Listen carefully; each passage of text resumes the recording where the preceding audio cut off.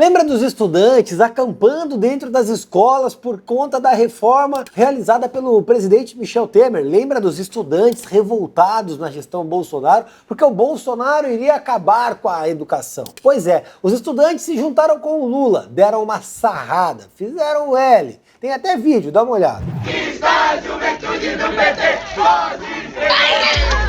Lula, faz o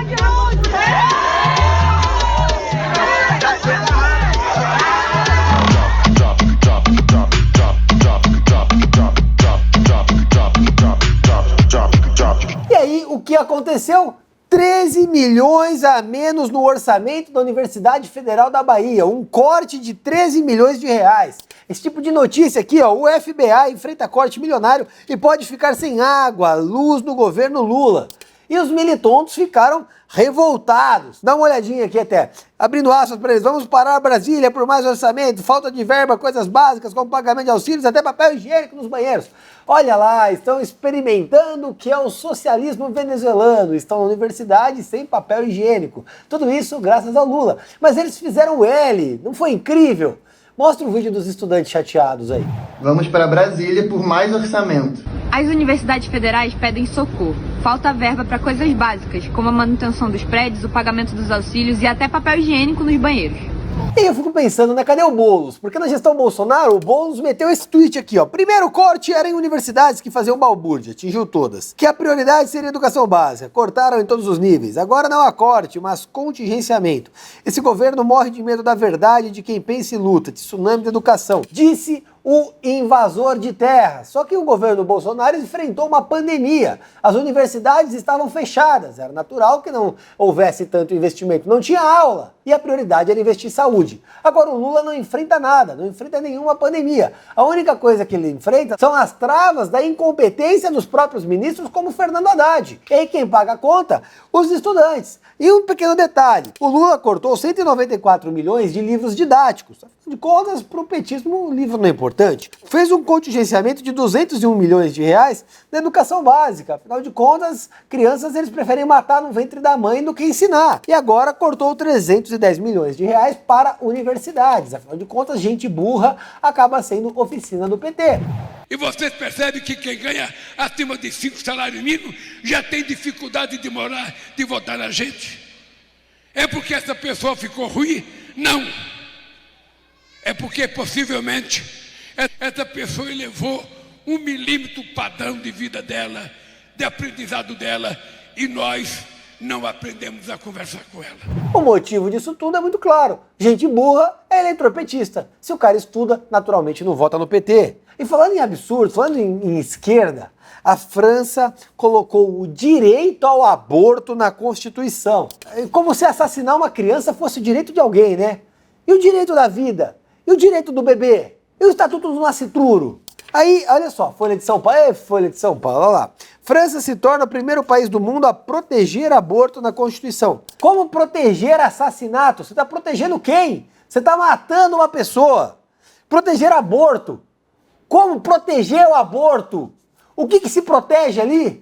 Você permite que a mãe se torne uma assassina, mate uma vida dentro do próprio ventre? Os imbecis que defendem isso naturalmente já nasceram, né? Deveriam ter sido abortados. Que absurdo! E aí, ao invés de proteger a vida, eles protegem a morte. É isso que acontece. A França ela tem um histórico de não preservar a vida, né? O berço da guilhotina, naturalmente, não vai tutelar a vida. Em 1973, através da Lei Veil, o país legalizou o aborto. O sistema público é obrigado a fazer o procedimento de forma gratuita. Em 2023, a França estendeu o prazo para até 14 semanas de gestação. Então, vamos matar a criança maior. Em 24, com direito ao aborto na Constituição francesa, é questão de tempo para eles liberarem o aborto com 9 meses. Ou seja, na hora de nascer, o pai da criança brigou com a mãe, ela mata a criança. E tá tudo bem lá na França, porque eles são assim. O problema é que hoje parece distante, tem um oceano separando o Brasil da França. Só que esse tipo de política começa lá para vir ser implementada aqui. Especialmente quando a gente tem o Lula na presidência da República. No Brasil, a gente tem um defensor do aborto sumido. Mas eu vou fazer questão de lembrar vocês. Guilherme Boulos, pré-candidato a prefeito de São Paulo, tuitou isso aqui, ó. Dia 30 de dezembro de 2020, às 10h48 da manhã. Acordou cedo ele, hein?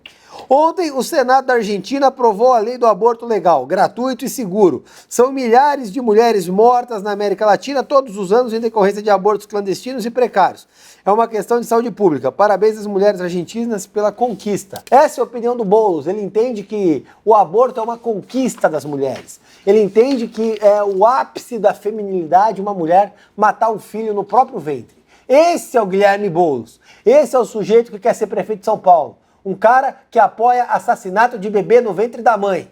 Pensa bem nisso. Será que ele vai falar desses termos na campanha? Por exemplo, aqui em 2018, quando ele disse o seguinte: campanha não pode ser tocada por marqueteiro que não deixa tocar em tabu. Legalização do aborto, não pode falar. Democratização das mídias, nem pensar. Desmilitarização da polícia, também não. Vamos lá. Boulos é a favor de desmilitarizar a polícia. Você de São Paulo, imagine o seguinte: a guarda já passa a míngua, tem um trabalho hercúleo. A gente vê a criminalidade em São Paulo. Você vai desarmar a polícia, vai desmilitarizar? Esse é o Guilherme Boulos. Democratização das mídias, na palavra de esquerdista, igual a censura. Quer censurar as redes sociais? Esse é o Guilherme Boulos. Legalização do aborto, tornar mães assassinas, acabar com crianças dentro do ventre materno. Esse é o Guilherme Boulos. Eu quero ver se ele vai postar isso na propaganda eleitoral dele. Se não postar, eu faço questão de lembrar vocês, para que todos saibam o terrorista, o apoiador de assassinato de criança que esse sujeito é. E falando em São Paulo, nova apreensão na Cracolândia. PM fez uma operação, 534 facas, 215 tesouras, 104 chaves de fenda, 102 alicates. Eu acho que eles não têm um açougue lá. Eu acho que eles não estão fazendo picote. Eu acho que eles não estão sendo trabalhadores para usar chave de fenda e muito menos sendo manicure para usar alicate. Por que eles têm tanta coisa? Além de estiletes, martelos, serrotes e simulacros. Naturalmente isso é feito para roubar, para botar arma, para achacar a população. É isso que eles estão fazendo. Essa apreensão aconteceu na região do Fluxo. Ano passado, um porteiro de 54 anos foi morto com uma cachimbada, um golpe de cachimbo. A polícia do Tarcísio e do Derrite tem dado resultados, uma queda de 80% nos roubos e 69% nos furtos, além desse tipo de apreensão. Mas claramente a imprensa critica. A imprensa critica, a imprensa vai lá e critica quem? A PM. Olha esse tipo de matéria que saiu na Globo. Mortes cometidas por PM sobem 94% no primeiro bimestre de 2024, segundo ano de governo Tarcísio. É muito simples. Se o cara não troca tiro com a PM, ele não morre. Eu prefiro o vagabundo que tá trocando tiro com a PM morto do que o policial. É melhor a mãe do vagabundo chorar do que a mãe do policial. Bem feito. Eu acho que a PM não tem que ter meta. Deixa a meta aberta, vai dobrando. Vamos seguir o ensinamento da Dilma. Vê o tanto que matou aí esse ano, mata o dobro e segue o pau. Porque vamos concordar, no que depender da esquerda, é terrorismo para PM e apoio a terrorista para a Palestina. Lula e Caetano Veloso pediram Palestina Livre, um evento oficial do Ministério da Cultura. O nome do evento, Democracia e Direito à Cultura. Tá lá o Lula, novamente, com a bandeira da Palestina. Em Porto Alegre, o Caetano Veloso fez um show e fez o mesmo gesto. Olha que cena ridícula. Caetano sambando em cima do palco com a bandeira da Palestina. Esse cara não cansa de passar vergonha.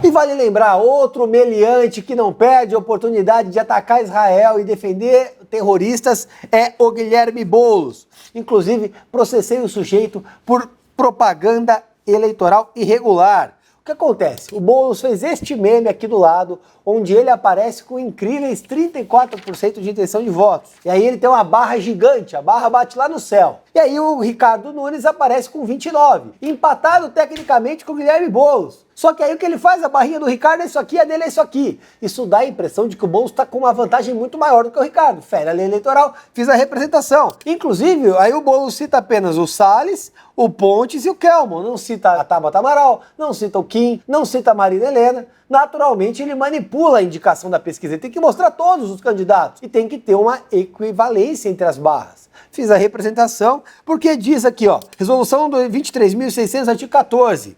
Não será obrigatória a menção aos nomes dos concorrentes, desde que o modo de apresentação dos resultados não induza a eleitor ou eleitor a erro quanto ao desempenho da candidata ou do candidato em relação aos demais. Quando você vê a discrepância de barras, o Boulos está induzindo a erro. E em 2020, apliquei uma multa eleitoral por divulgar a pesquisa fraudulenta contra o Guilherme Boulos. Estou representando de novo e sei que ele vai tomar essa multa. Só que aí, no meio disso tudo, olha a crítica da Tabata Amaral.